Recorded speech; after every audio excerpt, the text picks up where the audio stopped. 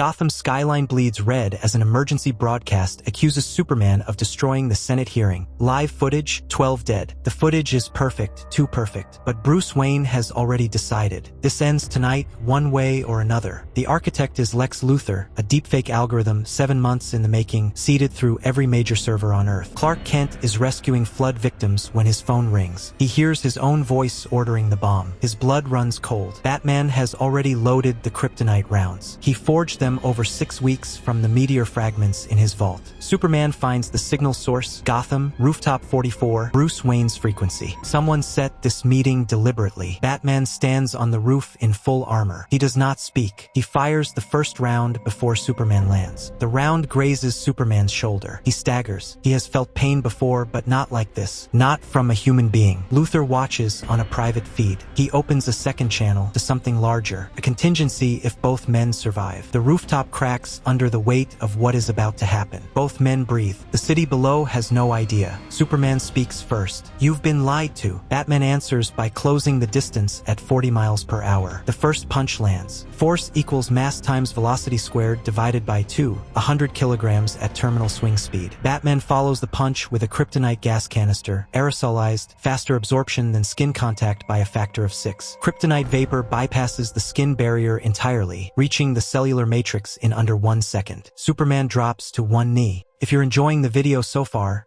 don't forget to like and subscribe. Welcome to Herapulsar X. Epic superheroes, powerful battles, and non-stop action.